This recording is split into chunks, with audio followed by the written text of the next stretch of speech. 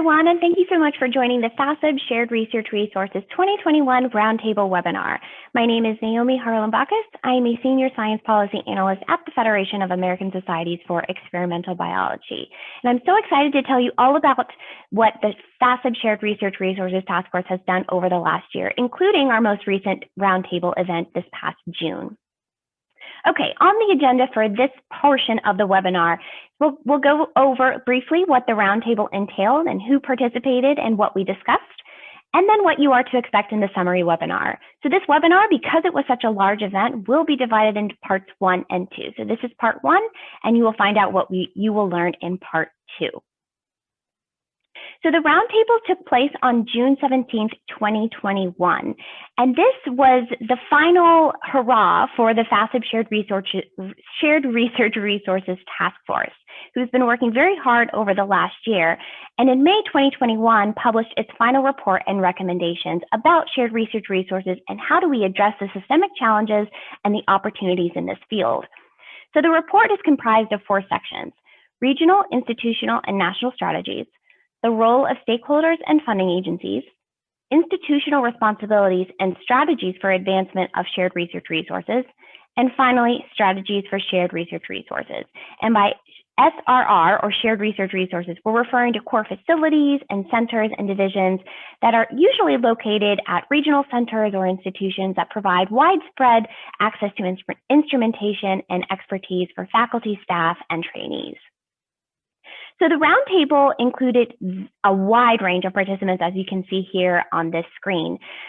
There was funding agency representatives such as NIH and NSF, as well as USDA and CDC and the Department of Energy, which has national laboratories that have a lot of shared research resources. But we also had representation from leadership from institutions like Johns Hopkins and Harvard and MIT, and also individuals from nonprofits and private entities like the Chan Zuckerberg Initiative, as well as the Michael J. Fox Foundation. There was a wide range of individuals and a very robust discussion. So the event agenda, as you can see here, it started with introductory remarks and a survey to figure out the landscape of who the participants were. And then the first portion of the event was comprised of presentations. So it started with a general FASEB report overview of what the report was in case folks had not figured out and read it in detail. So there is an executive summary part of this report, so that provided the high-level overview. And then we divided the report into 2 sections and had presentations on each. So the first presentation focused on the first half of the report, regional, institutional, and national strategies, plus the role of stakeholders and funding agencies. And then the last half of the report was presented in the final presentation, institutional responsibilities, plus strategies for shared research resources. Now, the second half of the roundtables was where we got a little bit more interactive, and we had 7 breakout groups. And each of these breakout groups focused on different portions of the FASEB report and provided an opportunity for participants to really drill down into those issues, to talk about some of the challenges that they're facing on the ground, and to propose next steps and recommendations and maybe some best practices that they figured out over the years so that they could share and others could use as a model for their implementation. And finally, the event closed with some closing remarks and a survey for participants to offer some feedback and strategies for moving forward. So in terms of the summary webinar, this webinar, like I mentioned a little bit earlier, will be divided into 2 parts. So we'll take the event agenda and we'll slash it into 2. So the part 1 of the webinar, which was open and live streamed on the FASEB YouTube page, that will include the introductory remarks and the opening survey. And then you will hear the presentations that I just mentioned, including the FASEB report overview, as well as the first and second half of the FASEB report. Now, part 2 of the webinar, which was a closed session, but we wanted to provide a chance for those who may not have been able to take part in this roundtable to hear what the discussion was, because that's what was where we got into the nitty-gritty and all the little details. So this is where we're going to provide an overview of what we heard from breakout groups. Now, during the event, we had 2 rounds of breakout groups. The groups remained the same, and we had discussion guides and note takers for each, but participants had a chance to switch rooms if they wanted to go into a different topic if they so chose.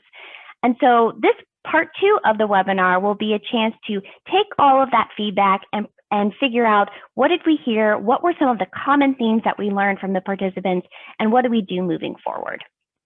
And so on that note, I will now turn it over to the first half of the roundtable session. And if you have any questions, my email is listed here on the bottom of the slide, and I'm always happy to assist. Thank you so much for joining, and enjoy part one.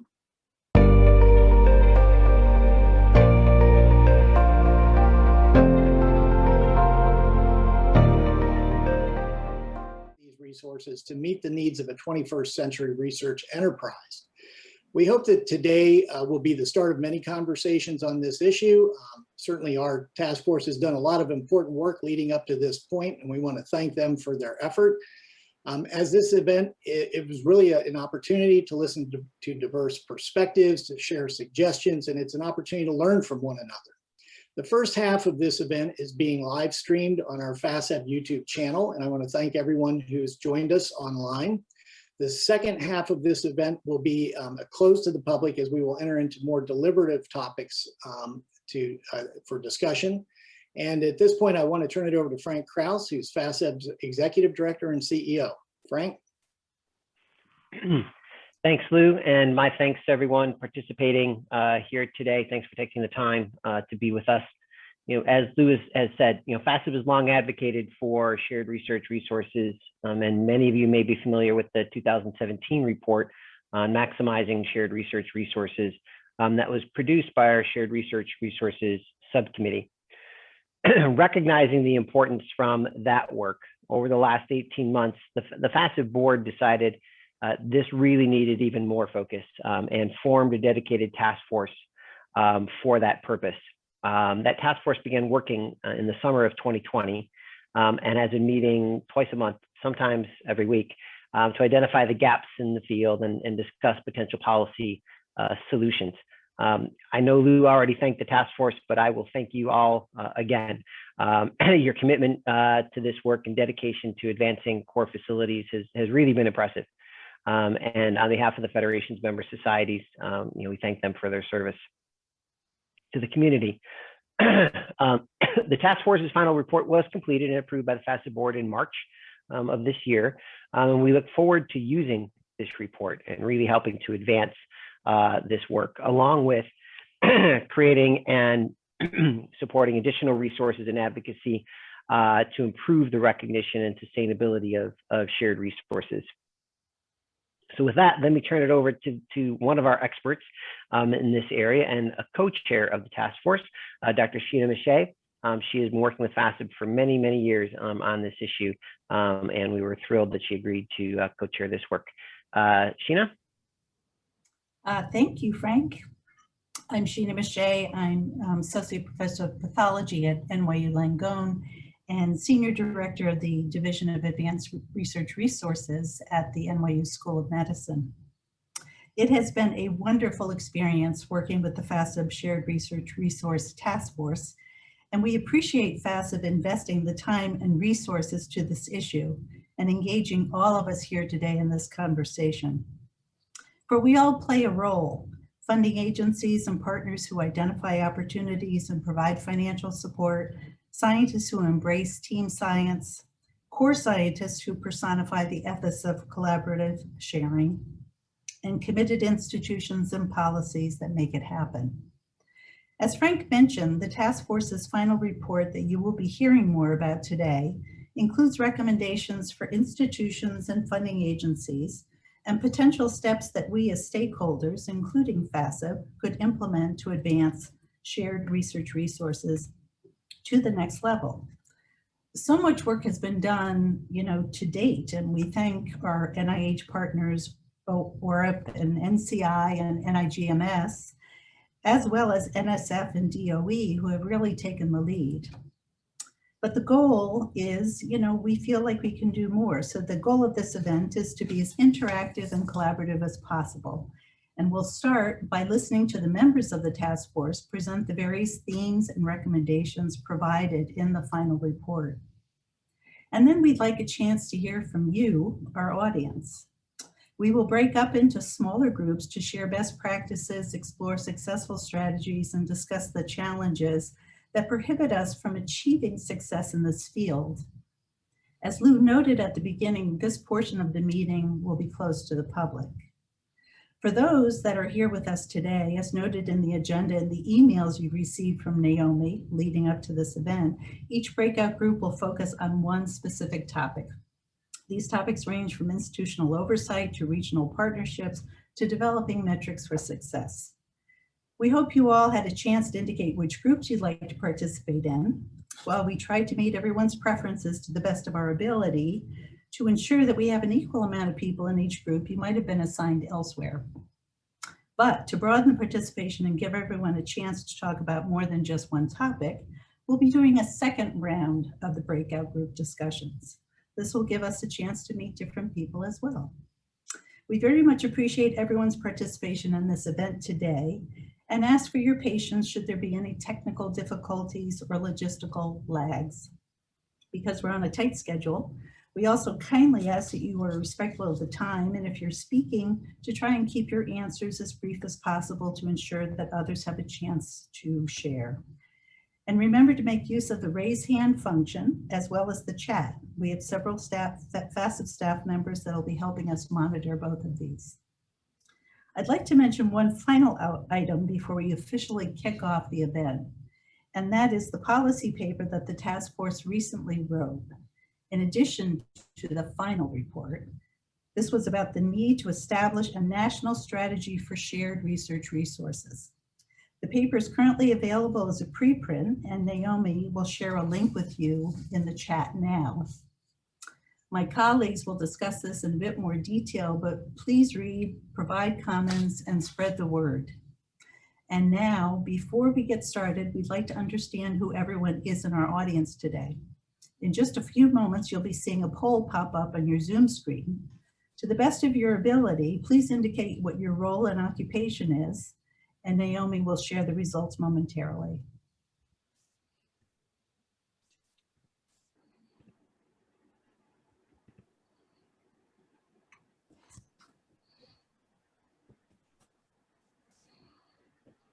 Lots of votes coming in. Thank you, everyone. Just give it a few more seconds.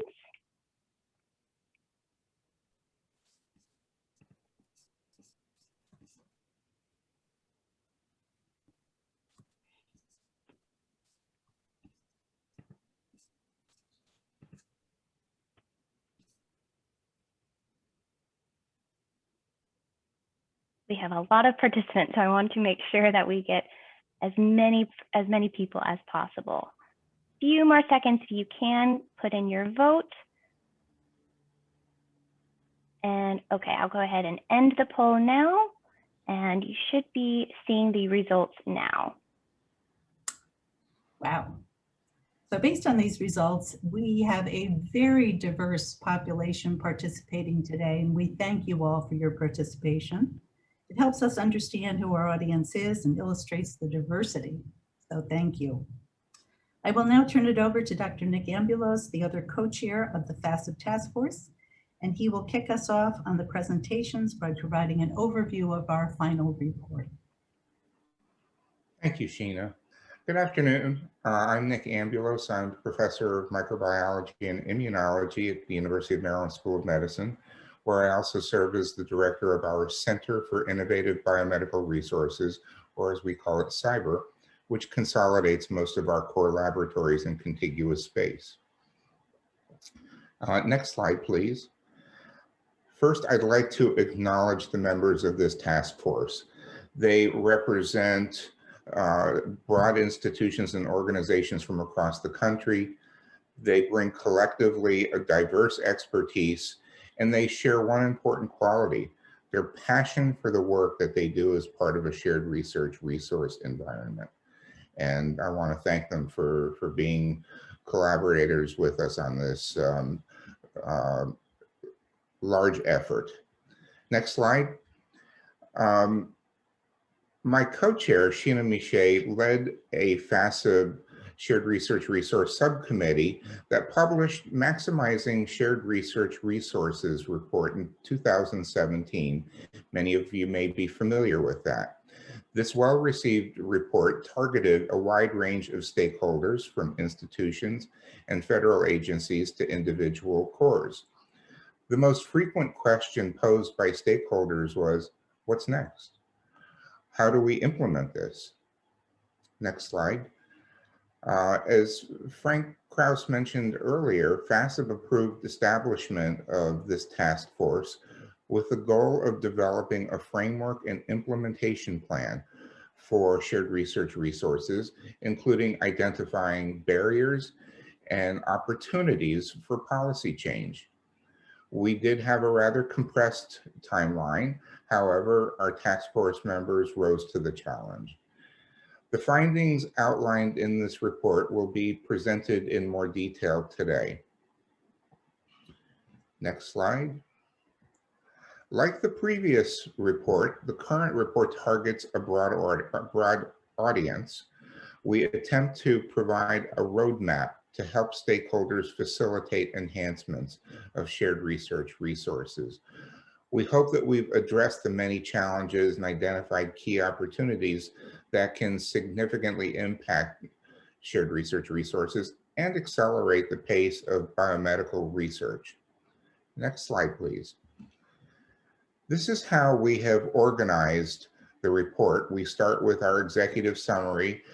The report consists of 4 key sections: regional, institutional, and national strategies, the role of stakeholders and funding agencies, institutional responsibilities and strategies for advancements of shared research resources, and strategies for shared research resources. These 4 sections will be discussed in succinct detail in a few moments. We then summarize the report with a lengthy list of summary tables of recommendations that we have made and at which level these recommendations can be addressed. This is an example from the section on regional, institutional, and national strategies. And it also even provides a reference for the page in the report where this topic is discussed. Next slide. In addition to this report, as Sheena made reference to a short time ago, we've also published online a policy brief that outlines a series of bolder recommendations. These again will be discussed, and we welcome your comments and suggestions. Our hope is to develop a mechanism to better integrate shared research resources with the national priorities that our funding agencies work diligently to address. Last slide, please. Today's roundtable session was developed with the following goals in mind. First, this is an opportunity for the task force to share this report with a distinguished group of key stakeholders across many diverse organizations. Second, we ask you to critique our report and our recommendations and provide insight that we may not have considered. Third, to use this forum to begin ongoing conversations about development of policies and best practices that will best advance and sustain shared research resources for years to come. With this roundtable discussion, our work isn't concluding.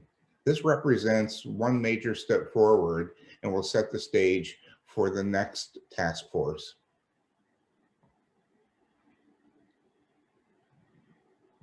And with that, I would like to turn it over to Phil Hochberger and Sarah Bowen. Thanks, Nick, and good afternoon, everyone. I am a member of the task force, and it's my pleasure to share with you the recommendations on Section 1, Regional, Institutional, and National Strategies. Next slide, please. This is a synopsis on the left-hand side of the regional and institutional aspects. Key among our recommendations was to develop shared research resources at the regional level to meet the growing need of communities, especially those who have been not able to access shared resources in the past, and thus allowing equitable access. This includes early and mid-career scientists, and historically underfunded and underrepresented minority researchers.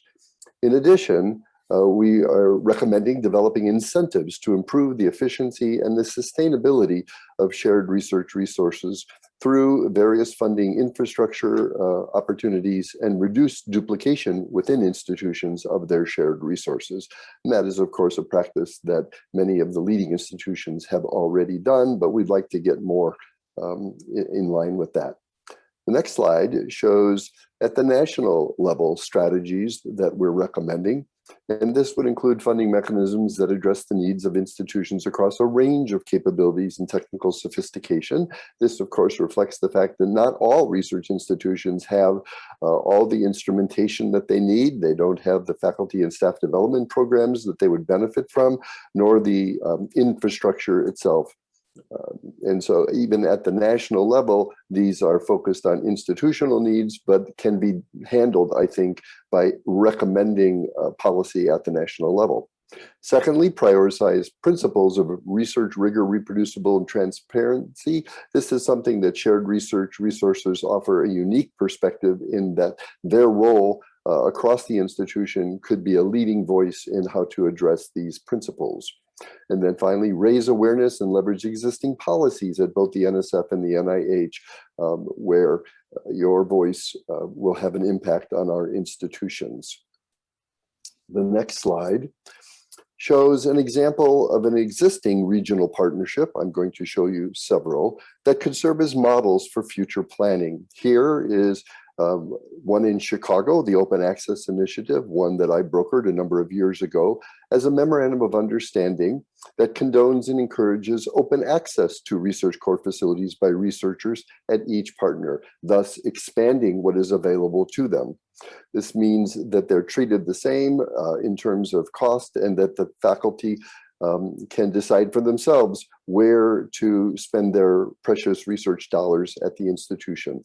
That MOU was renewed annually from 2015 to 17 and has been so successful that the board that oversees it decided that renewal every 3 years would be sufficient, and it has now been extended through 2023.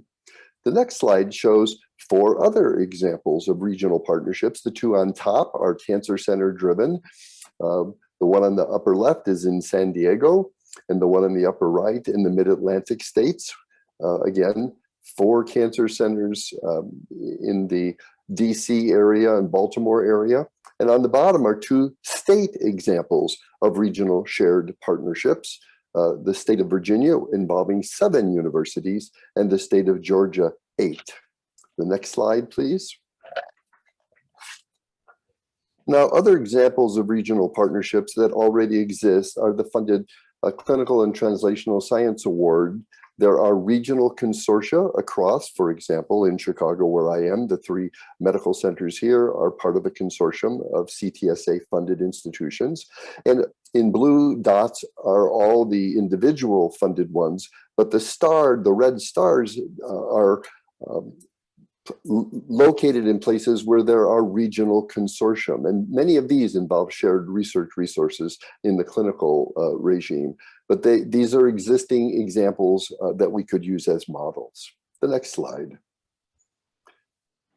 Now, at the national level, you're all familiar, I'm sure, with the Department of Energy funded national labs. They are examples of facilities that are available nationwide to researchers.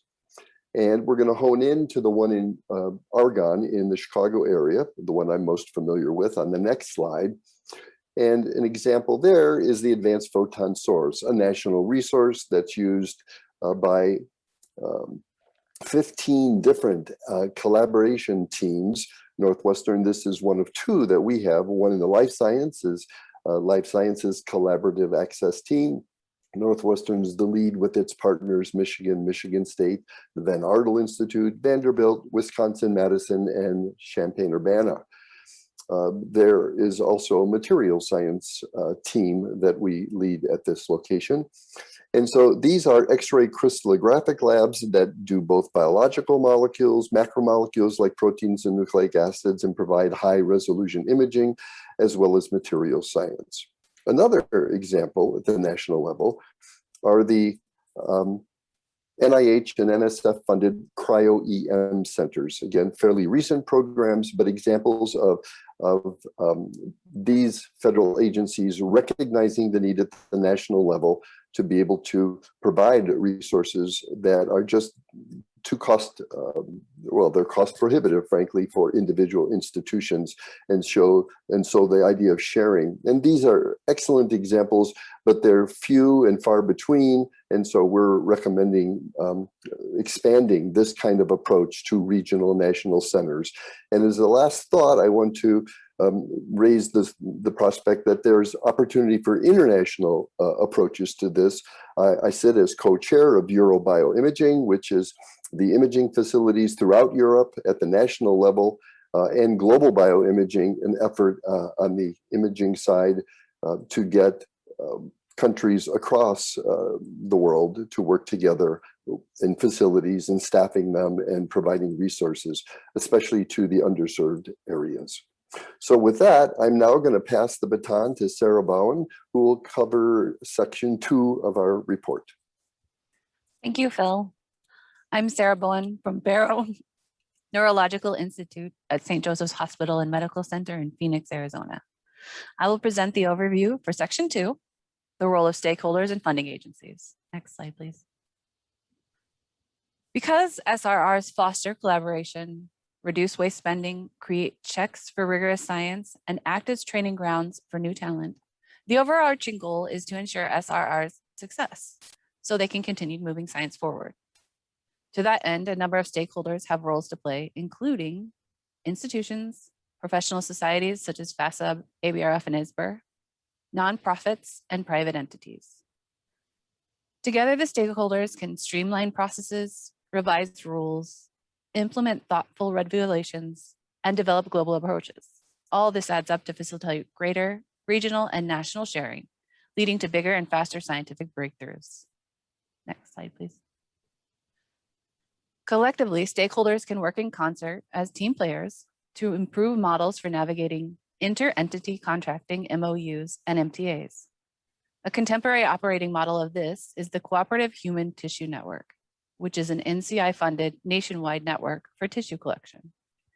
Each region of the US is managed by a single person who works with PIs in that region and collection centers throughout the country to proactively decide when and how to collect tissue.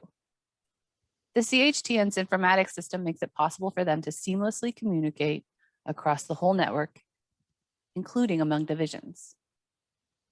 Stakeholders can also remove barriers for sharing.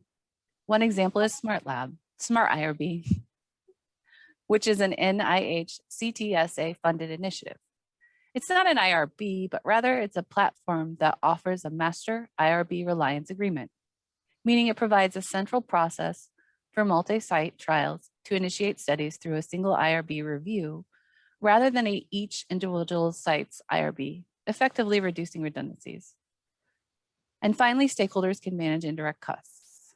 Especially at the institutional level, we need to ensure that cores are appropriately supported in the long term for greatest impact of capital investments. Next slide, please. Funding agencies are uniquely poised to lead our innovation. As a task force, we have mapped out areas that will create the greatest impact towards supporting SRRs. Funding agencies can create opportunities that reward efficiency and reduce redundancy. Funding agencies can integrate incentives to train the SRR workforce. Funding agencies can sustain investments for SRR infrastructure. And finally, funding agencies can expand funding opportunities for maintaining SRR instrumentation and function. All of these aims can be implemented successfully by revisions to existing or development of new opportunities and programs. I will go through each of these aspects and provide examples of how funding agencies can facilitate improved resource sharing on the next slide. Funding agencies can help reward efficiency and reduce redundancy. Funding programs could incorporate the use of SRRs by explicitly rewarding proposals and programs that take advantage of the SRRs available to them in their institutions and regions. Additionally, funding agencies could require inventories and justifications for funding, especially for expensive, difficult to maintain equipment. And the last example I'll mention is that funding agencies could provide targeted funding for data tracking. Core facilities generate a lot of data, and implementing a streamlined mechanism that can help track all that information will not only enhance science collaboration, but also help maximize current resources. The Comprehensive Cancer Center designation incorporates a number of these concepts, including the chance for applicants to pause and thoughtfully list how they are using SRRs to maximize their research efforts and resources. Next. Funding agencies can integrate incentives to train the SRR workforce.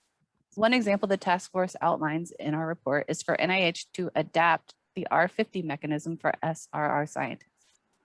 Currently, this opportunity is exclusive to NCI.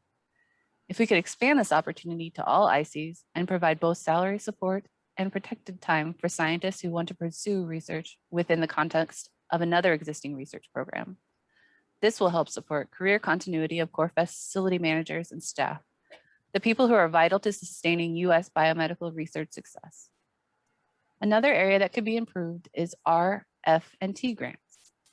The task force recommends funding agencies expand opportunities for RF&T grants to include SRR student, staff, and support. Currently, this type of support is not available on these grants. If we are to train the next generation, we need to ensure federal support for the trainees in our core facilities who provide the expertise and access to critical scientific resources. And finally, funding agencies could provide internship opportunities in SRRs. In a best case scenario, paid internship opportunities will help increase the equity of upcoming talent. Next. Funding agencies can help to sustain investments in SRR infrastructure. The task force recommends expanding already existing programs so that institutions can keep up with research demand and maintain their ability to be flexible. Some of the federal programs that we recommend strengthening include the NSF Major Instrumentation Program and the NIH D20 and C06 grant mechanisms. These two mechanisms provide specific support for facility infrastructure, including construction and renovation. And finally, the task force recommends expanding funding opportunities for maintaining SRRs, including support for instrument upgrades, support for instrument repairs, and support for staff retention programs.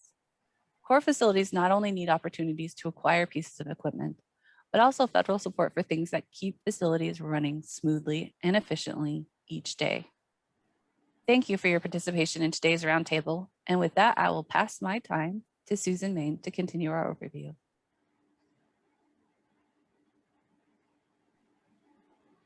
Thank you, Sarah. So I'm Susan Main from Vanderbilt University Medical Center, and I'm going to focus today on the next slide on institutional responsibilities and the recommendations from our task force. But we hope that you'll see that the material that my colleague Justine Kagenyi will present on strategies for shared research resources is tightly linked to this topic and concept, and there's a lot of integration and overlapping. Next slide, please. So Phil and Sarah have actually done a great job to talk about partnerships and some of the tools that are available and platforms that are out there to support those. So I won't spend more time on that. In addition, Justine is going to spend time on metrics in her conversation with you today. So I will be focusing on some other aspects: institutional oversight, management evaluation, and staff professional development. Next slide.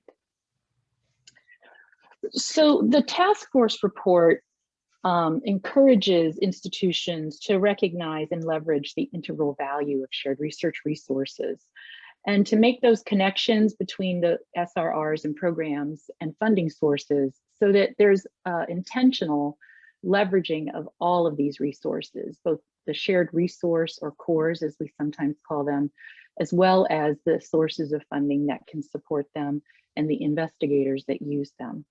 So we try to emphasize in our report the collaborative engagement of key stakeholders, and then make sure that we set expectations as institutions through value statements or other expressions of the importance of shared research resources to the organization.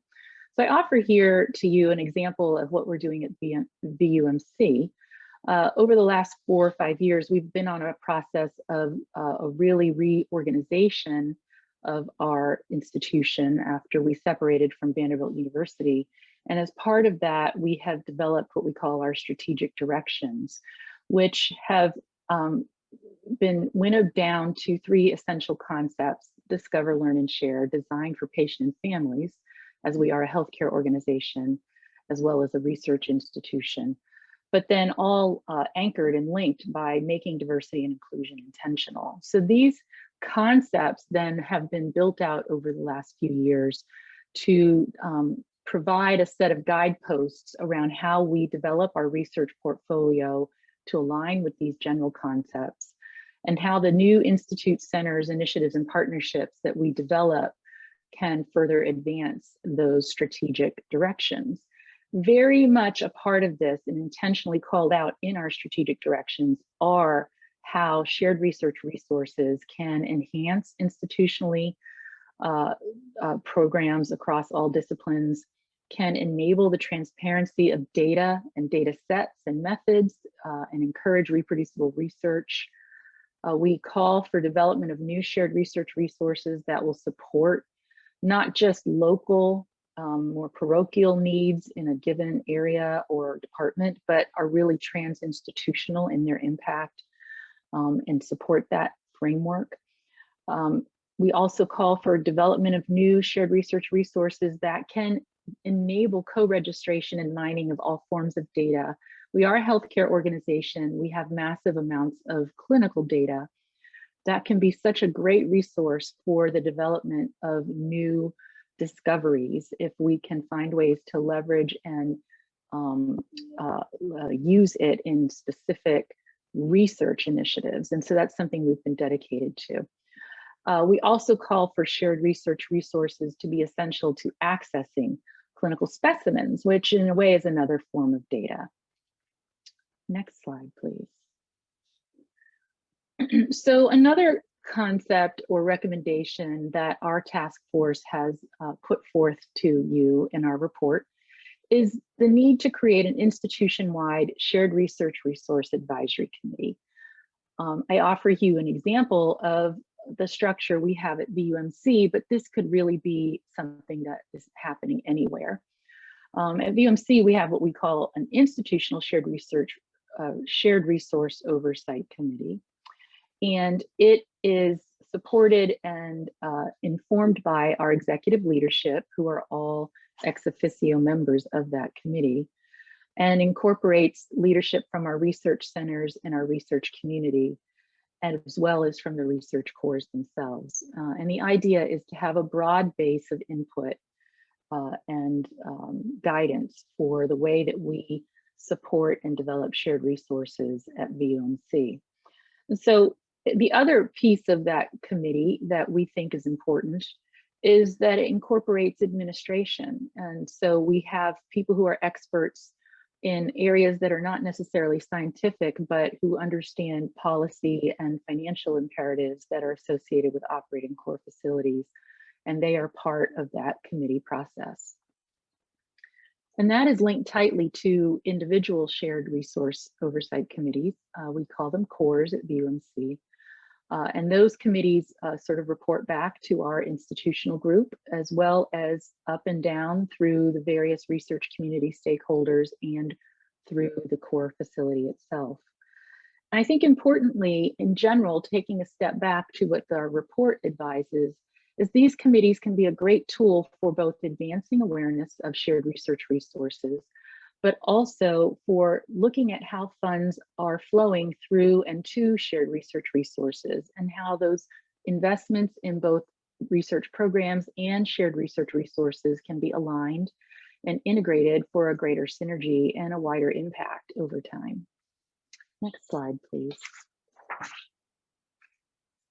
Another recommendation out of our report is that institutions would establish best practices and laboratory standards for effective management and evaluation of shared research resources. So there are a lot of common best practices. Many of you may be familiar with these and are incorporating them into your own areas. And I think ABRF, the Association for Biomolecular Resource Facilities, is a great resource for learning more about some of these. But our recommendations include ensuring that there's a centralized billing and reporting system, that there are data management resources and a plan in place for that. There are independent and equitable space allocation plans for shared research resources. I think this is one where a lot of institutions struggle to make that an intentional part of how shared research resources are supported. Ensure that there's strategic communication to foster that culture. And that goes back to the discussion about the oversight committee, where that tool can be one way to raise awareness. And I think these things are all integrated, so they don't exist in isolation, but we hope that they would be worked together and integrated as a program for advancing shared research resources. So importantly too, a system for managing and tracking metrics of success. And I know Justine is going to talk a little bit more about that. And then policies and procedures around business plans, as well as internal and external evaluation for shared research resources. And then I think another piece, which I'll talk about on the next slide, will be about professional development. Oh, I'm sorry, it will be a later slide, excuse me. But I offer here just a couple of items from BUMC, just to give you a sense of the types of tools and procedures that we have in place that are accessible to all of our shared research resource directors and managers, so that they can actually operate in the best possible way. And we work closely with them always. This rigor, reproducibility, and transparency checklist for cores is actually something that was developed through and with the ABRF. And so that's very important to recognize how working with a professional organization can actually make a difference in your organization. We've been very active with ABRF, and we have found it to be a great way to share and learn more about best practices and to incorporate those in our culture at BUMC. Next slide, please. So another recommendation out of the report is that there should be prioritization and incorporation of shared research resource needs into the faculty recruitment process. So this can be a little daunting, but over the years, and I will emphasize that it has been over years, to incorporate and develop this culture of collaboration, where at VUMC, we have worked very hard to ensure that new faculty recruits are both supported, but also integrated into our concept of shared research resources. So when we offer startup packages to new faculty, we ensure that any funding for new equipment will be going toward supporting core technology as appropriate. Obviously, there are many types of equipment that may not be suitable for a shared research resource model. But when it does align, what we do is make those investments into the shared research resource as a way of promoting the faculty recruitment. Our matching funds to new grants follow a similar principle, where when we are giving money for equipment to a new grant, it will be part of a core resource management plan. When we support our research centers, we expect that they will partner with us in developing and sustaining shared resources as part of the investments that we are working with them to achieve.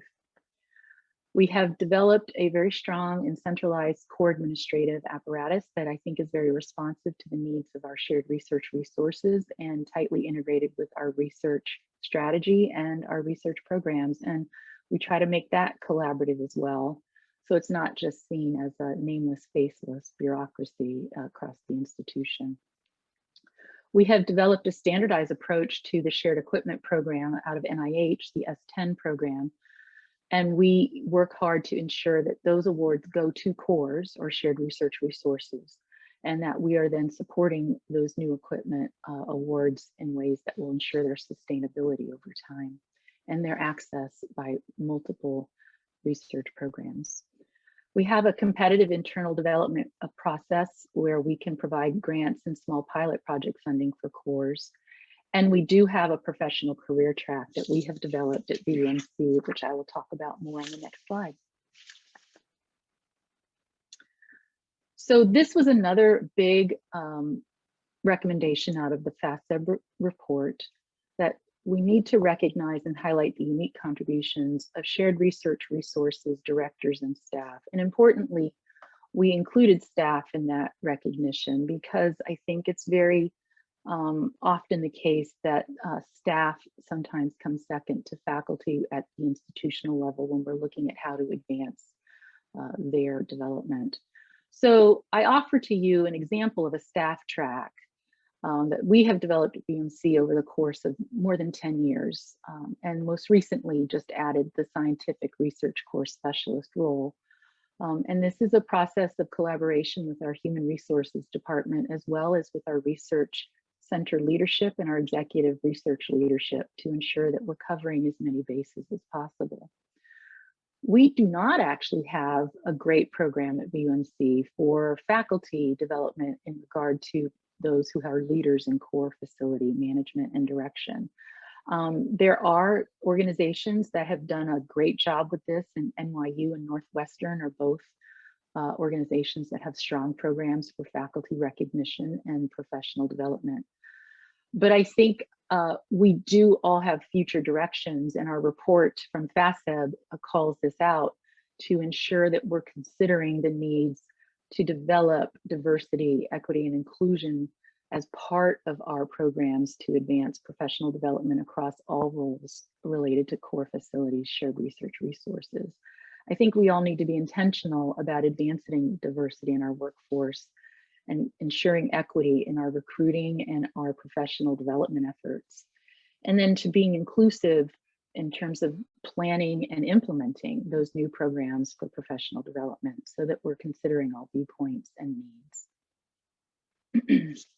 And I think with that, I will be handing it over to Justine to talk about the next section. Thank you. Thank you, Susan.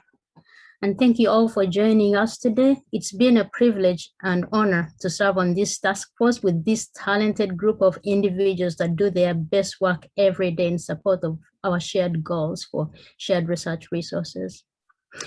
I want to start my segment by going over some key concepts from the report and end with some practical examples and approaches from our imaging center, the University of Kansas Medical Center. Next slide. Perhaps you've heard this expression that says, you've seen one core, and a core is another name we use for shared research resources. Even within the same institution or even within the same department where cores are embedded, shared research facilities might look or function differently. And so we must be careful not to prescribe one-size-fits-all solution, as Nick and several others here have already mentioned, when it comes to strategy and positioning for shared research resources for success.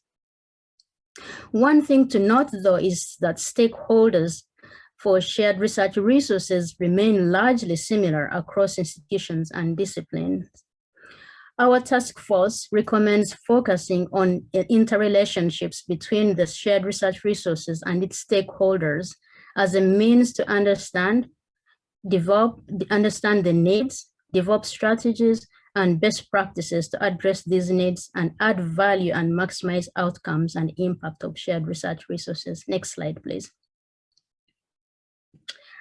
Most of us here have seen this picture from our report illustrating the relationships between an SRR and its stakeholders. These relationships fall into three broad categories. Some are operational in nature, and these pertain to the day-to-day operational and transactional things that cores do. We have integrative or influencer relationships, and these pertain to support units and systems to ensure vibrancy, operational efficiency, and compliance, among many other things for shared research resources. And then we have the strategic relationships that shape and form the overall direction of the SRR. It is important that SRRs and its stakeholders understand and leverage these relationships within the research ecosystem for maximum impact. Next slide, please. Again, to do a recap of what we've just talked about, it's important to have a good understanding of SRR and stakeholders and their very unique needs. in order for the SRRs to align and leverage these relationships and available resources to address these unique needs. And I keep remembering this expression. Someone once said, if you can't measure it, you can't improve it. And this is where we really talk about metrics, as Susan just mentioned in her previous presentation. SRR should partner with each stakeholder to develop metrics that are unique and meaningful to each stakeholder, and then adopt best practices and a cycle of continuous improvement to increase value to the various stakeholders. Next slide, please. This is just a simple illustration of the contextual framework in which an SRR can align and exploit stakeholder relationships to meet needs and add value. It illustrates an example from each of the relationships we just mentioned below, the operational, the influence, and the strategic relationships. But in the interest of time, I'm not going to go over all the examples here. I'll just focus on the last example, which is a strategic relationship between the SRR and the Vice Chancellor's office. And these are known by different names at different institutions. At our institution, we're a medical center, so we call it the Vice Chancellor's Office for Research. And our office makes strategic investments into SRRs and expects the SRR to contribute fully to the institutional goals. And in most cases, you want to assume that SRR, the institution would have included the SRR in its broad strategic plan, as others have mentioned here. And Susan just really highlighted the need to include shared research resources in institutional plans and strategies. And so in this example, the SRR has to position itself in turn to meet these goals as set forth and remain a good steward of institutional investments. These goals should be well defined and metrics for success articulated. And this goes both ways. The SRR has to partner with these various stakeholders to understand those unique needs, as we've mentioned, articulate the value that it brings to its holders, and then work on metrics to track and measure success. And as we've said here, if you really can't measure it, you cannot improve it. Next slide, please. I will now share some examples of how our imaging center has positioned itself to serve as a key resource, meet stakeholder needs, and add value to the research enterprise at our institution. We are the Hoagland Biomedical Imaging Center, and we serve as a key imaging resource for imaging endeavors at the University of Kansas Medical Center and in the region. We have capabilities for whole body imaging in humans and small animal models. These include magnetic resonance imaging and elastography, magnetoencephalography. We have both a cortical and fetal MEG system, and these are very unique systems that are not found in many places, especially under one roof.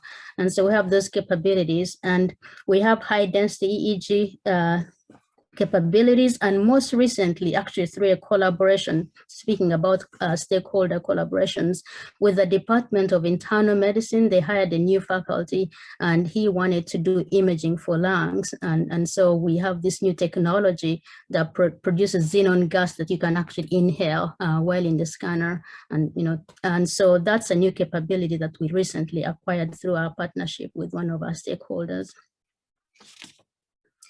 We serve all KUMC schools. We have the School of Medicine, School of Nursing, School of Health Professions, and all basic and clinical departments. Again, that collaboration that I just mentioned with Internal Medicine, which is a clinical department, to be able to bring unique capabilities. Also, the MR elastography was a collaboration with that Internal Medicine department. We also serve as a resource for several NIH-funded centers and programs, including a Clinical and Translational Sciences Award, Phil and Sarah just mentioned some of those aspects, how we collaborate and share resources across regions. We also serve as an Alzheimer's Center. We serve as a key resource for an Alzheimer's Center program, P30 program, a polycystic kidney disease, among many others, as I've highlighted here. We also serve as the regional resource for several academic institutions and independent research institutes in the area, as well as support many industry clinical trials. Our center's work is focused on exploiting available resources, and this is important, and capabilities to support team science, and involves collaboration, strategic alliances, and partnerships with all stakeholders, including facility users, institutional leadership, sponsors, regional partners to enable discovery and maximize scientific output. We have a team of faculty and staff scientists that assist investigators with various aspects of designing and conducting studies, as well as developing novel imaging methods. Next slide, please. Here is an illustration of how we have partnered with our various stakeholders and partners to meet their needs. As you can tell, this is a fairly busy picture, and so we are really doing a lot of work beyond the traditional function of an image of a core service as SRR. And so we go over and above to add value and leverage all our resources to meet our stakeholder needs. We have leveraged the relationships, opportunities, and available funding to return value and have a broader impact to KUMC and beyond. I will not go over each one of these in detail, but I want to focus on just a few examples just for emphasis. Next slide, please. So our primary goal as an imaging center is to support our users and providing access to state-of-the-art imaging and instrumentation and in-house expertise. But we have positioned ourselves as good stewards of the institution's investments by consolidating all our imaging under one roof and avoiding resource duplication. And Phil just mentioned this, just really how cores can position themselves to avoid duplication and be good stewards. So we've done that by having all our imaging under one roof, and all these capabilities that I just mentioned, some of which could have resided in a department or in a PI's lab, but by bringing them all under one roof, it improves efficiency, it improves access, and planning becomes a lot more easier and shaping the direction. We also have doing some non-traditional work. We are doing a lot of community engagement, which is typically, you wouldn't, not a typical expectation of something that you find in core facilities doing. Our faculty are very and core scientists are proactive in mentoring high school students and undergraduate students. We also provide externship opportunities to science teachers from rural Kansas. We are a medical center and we are funded by public dollars. And so we really do our part to be able to have a meaningful impact to the lives of Kansans. We are making efforts to address diversity, equity, and inclusion. Susan just mentioned this in her presentation.